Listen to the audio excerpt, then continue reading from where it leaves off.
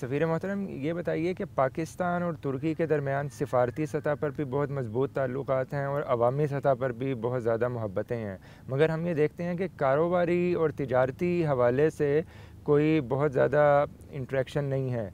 तो इसकी वजह क्या है और आपके पेश नज़र ऐसी क्या चीज़ें हैं कि जिससे ये कारोबारी तौर पर भी जो है वो मजबूती आगे बढ़ सके? Söylediğinizde bir haklılık payı var. Türkiye ile Pakistan dediğin gibi emsalsiz bir birliktelik içinde olan iki ülke. Aramızdaki bağ çok güçlü. Bunu siyasi ilişkilerimize son derece mükemmel şekilde yansıtmış durumdayız. Savunma sanayi işbirliğimize, askeri işbirliğimize yansıtmış durumdayız. Yapacağımız birkaç önemli iş daha var. Bunu ekonomik ve ticari alana da yansıtmak. Haddi zatında Türkiye yatırım anlamında Pakistan'da en önde gelen yatırımcı ülkelerden bir tanesi. Toplam yatırımlarımız şöyle bir eskiden alırsak 1,5 milyar doların üzerinde seyrediyor. Çok önemli Türk yatırımcılar Pakistan'da, Pakistan pazarında faaliyet gösteriyor. Bunlar Türkiye'deki de aynı zamanda çok büyük isimler ve buradaki faaliyetlerinden de oldukça memnunlar. Türk iş adamlarının buradaki başarıları, başarılı faaliyetleri devam ettikçe ben bunun yeni gelmek isteyenler için de bir teşvik unsuru olacağını düşünüyorum. Bizim de gayretlerimiz o yönde. Buraya bireysel olarak veya Pakistanlı kardeşlerimizle ortak girişimler, joint venture'lar olarak gelmek üzere bütün iş adamlarımızı teşvik ediyoruz. Pakistan'ın Kuşak ve Yol projesinin çok önemli bir ayağı olan CPEC çerçevesinde önemli bir atılım yapacağı genel bir beklenti. Biz de bu önemli ticari ekonomik atılımdan iş adamlarımızın da yararlanmasını, girişimcilerimizin de yararlanmasını istiyoruz ve bunu teşvik ediyoruz. Ticari anlamda rakamlar çok tatmin edici değil, sizin de söylediğiniz gibi. İki ülke yaklaşık 300 milyonluk bir pazar teşkil ediyorlar ve bu 300 milyonluk pazar birbiriyle sadece son yıllarda azami 800-850 milyon dolarlık ticaret yapıyorlar. Bu benim kabul edebileceğim bir şey değil. Çünkü ben inanıyorum ki Türkiye'de üretilip de Pakistan'da müşterisi olmayan tek bir kalem bile yok. Tek bir mal unsuru bile yok. Çok zengin bir potansiyel var ikili ticaretin geliştirilmesi anlamında. Ama eksik olan husus herhalde iş adamlarımızın iki ülkedeki yatırım imkanlarını daha iyi tanıtılması konusunda bizlerin de belki eksikliğinden kaynaklanan bir geride kalmak söz konusu. Bir de tabii iki ülke arasında bir ticaret anlaşması hali hazırda mevcut değil. Bu ticaret anlaşmasının bir an önce hayata geçirilmesi için gerek Pakistan tarafı gerek Türk tarafı önemli fikri hazırlıklarını devam ettiriyorlar. Çünkü Sayın Cumhurbaşkanımızın Şubat ayındaki ziyaretinde de gerek Sayın Cumhurbaşkanı Erdoğan gerek Başbakan İmran Han bu ticaret hacminin geliştirilmesi noktasında bir de çerçeve kabul ettiler, bildiğiniz gibi stratejik ekonomik çerçeve. Bu çerçevede ticaret hacminin artırılması en önemli hedeflerden bir tanesi. İnşallah bir ticaret anlaşmasının yürürlüğe girmesiyle birlikte Pakistan-Türkiye ikili ticaretinin de 100 milyon dolarlarla değil milyar dolarlarla ifade edileceği bir aşamaya geleceğiz. सफ़ीर मोहतरम, काराबाग की फ़तह और आज़ादी आपको भी मुबारक हो। अभी जो है वो तुर्की ने बुनियादी किरदार अदा किया है। आर्मीनिया और अज़रबैजान की जंग के दौरान अज़रबैजान की सपोर्ट के लिए हमारी पिछले दिनों अज़रबैजान के सफ़ीर से मुलाकात हुई, तो जब हमने तुर्की का ज़िक्र किया तो ख़ासी दिलावेज़ मुस्कुराहट उनके चेहरे पर थी। तो अज़रबैजान के अंदर भी हम देखते हैं कि अवाम ने तुर्की, पाकिस्तान, अज़रबैजान, 3 ममालिक एक कौम, इस तरह के स्लोगन आम हैं। तो इस हवाले से आपके क्या तासुरात हैं और क्या एहसासात हैं? Şimdi olayı biraz belki 30 yıl öncesinden almak lazım. Azerbaycan ve Ermenistan Sovyetler Birliği'nden bağımsızlıklarını kazandığı dönemde Azerbaycan toprakları Ermenistan'ın doğrudan işgali altına girdi. Azerbaycan topraklarının %20'lik bir bölümü Karabağ'a ilaveten. Karabağ bildiğiniz gibi Azerbaycan'a bağlı özerk bir cumhuriyetti. Ermeniler bununla yetinmeyip Azerbaycan toprağının da %20'sini o tarihten bugüne işgalleri altında tutuyorlardı. Ve bu yetmiyormuş gibi özellikle son dönemlerde artan oranda Azerbaycan topraklarına tacizlerde bulunuyorlardı. Buradan şunu anlatmaya çalışıyorum.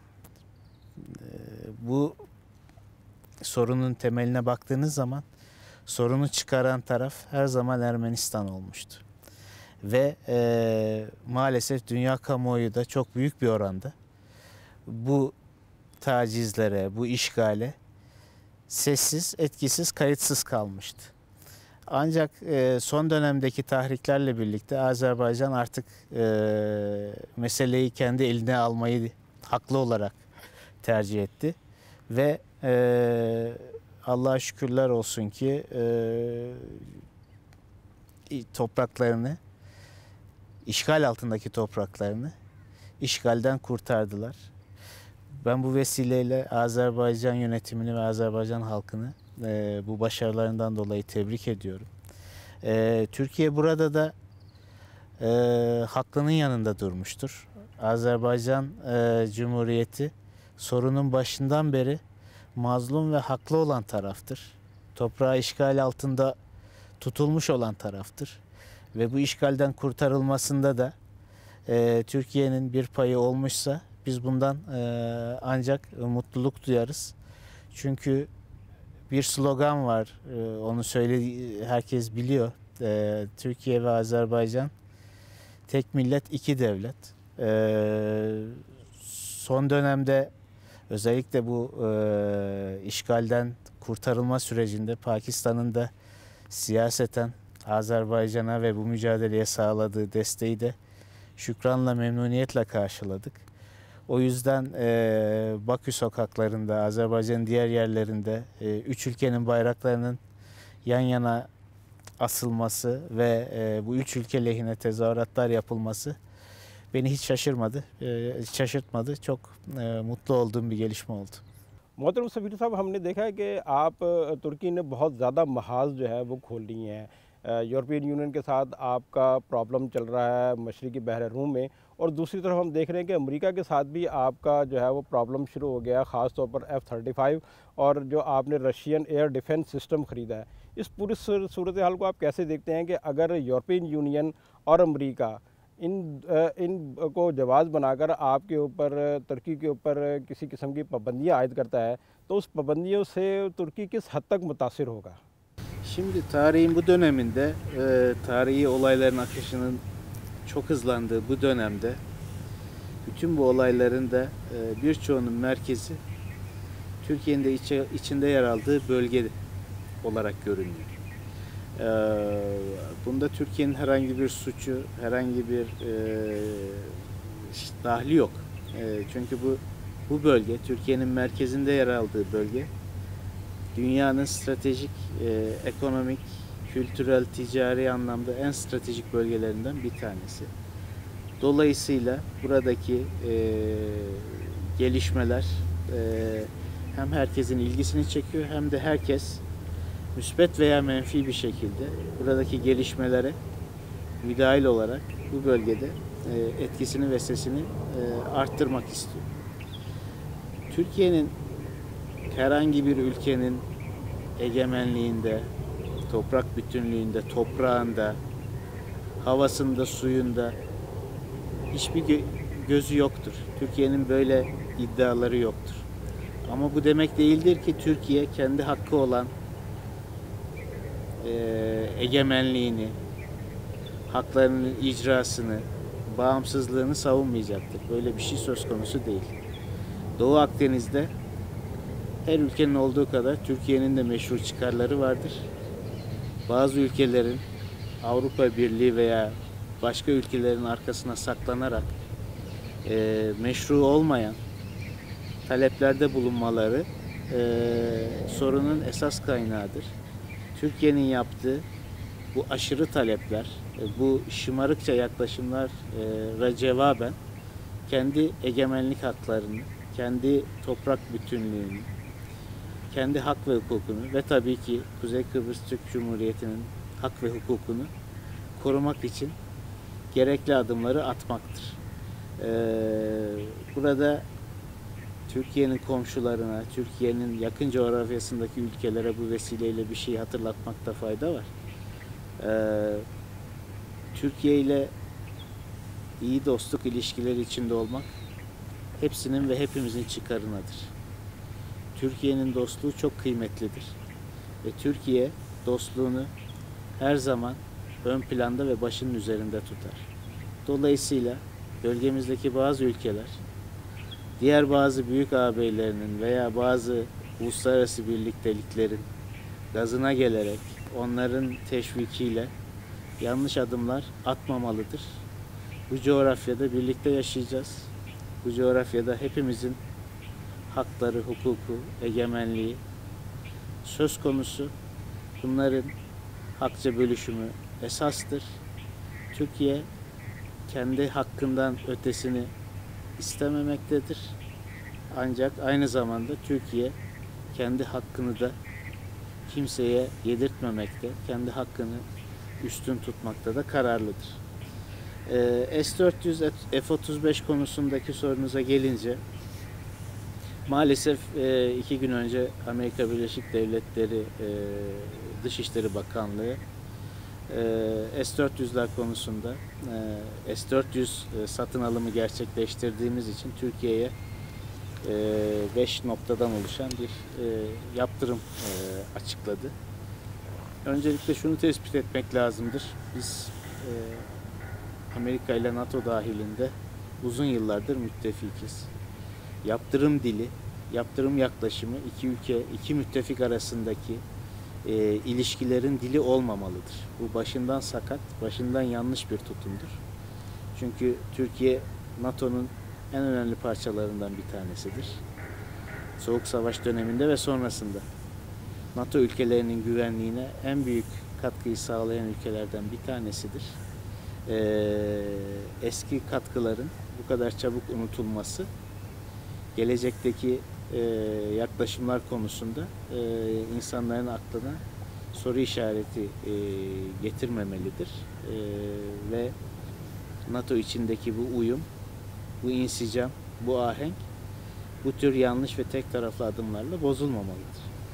Burada tabii S-400'ler konusunda şahsi fikrimi beyan etmek gerekirse, buradaki Amerikan yaptırımı tabii ki Türkiye'yi hedef alıyor ama burada asıl adres Rusya ile büyük oranda güvenlik malzemesi veya savunma ekipmanı ticaretine giren veya ileride girebilecek olan diğer ülkelere bir mesaj.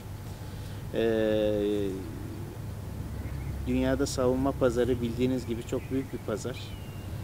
Amerika ve diğer ülkeler bu pazarda paylarını kaybetmek istemiyorlar.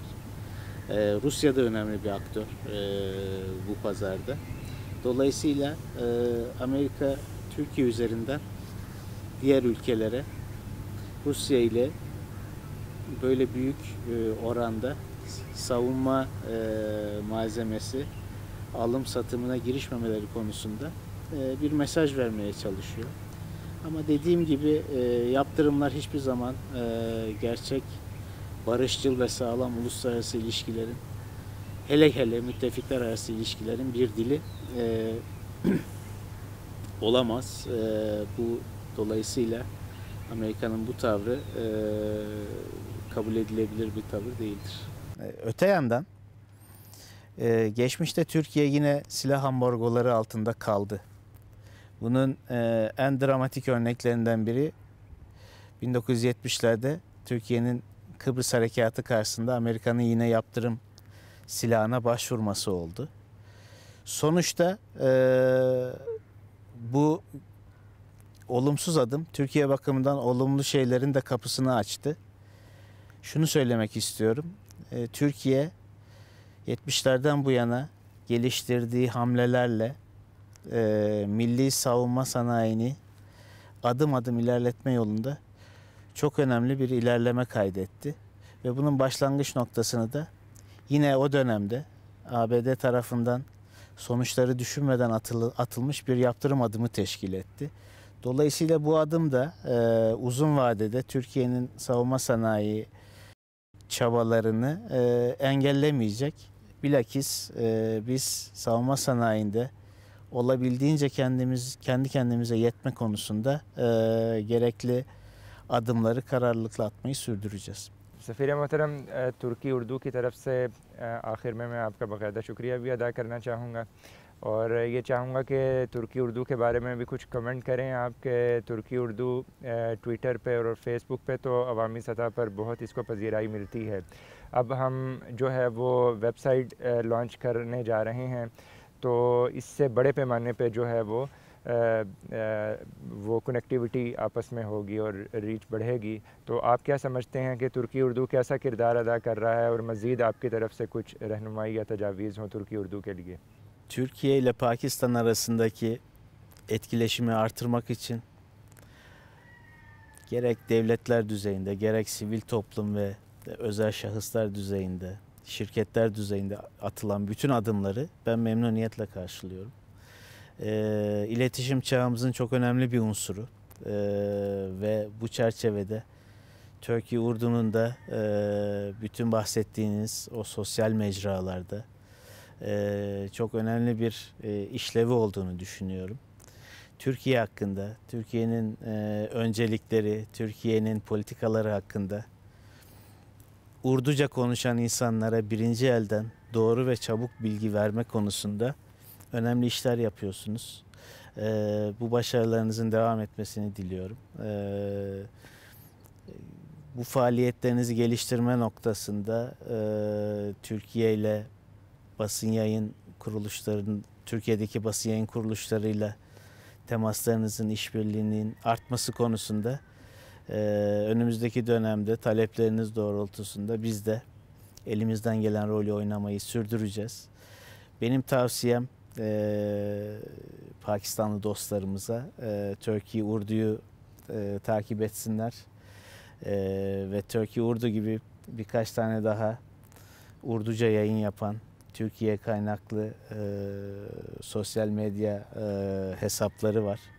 Onları da ihmal etmesinler ve Türkiye'den anında ve Urduca bilgi almanın keyfini yaşasınlar. Teşekkür ederim. बहुत शुक्रिया सफ़ीर मोहतरम, आपने तुर्की उर्दू को ख़ुसूसी तौर पर वक्त दिया। नाज़रीन सामीन कराम, एक ख़ूबसूरत मौसम के अंदर सर्दी बहुत शदीद है, मगर यहाँ टर्किश एम्बेसी के अंदर सूरज पूरी आबोताब के साथ चमक रहा है। हमने एक खुशगवार वक्त जो है वो टर्किश सफ़ीर के साथ गुजारा है और बड़ी अच्छी फ्रूटफुल मुलाकात रही है। यकीनन आपकी भी मालूमात में बहुत इजाफ़ा हुआ होगा। तो अभी मुझे और आसिफ़ ख़ान को इजाज़त दीजिए। देखते रहिए तुर्की उर्दू। इंशाल्लाह आपसे दोबारा मुलाकात होगी।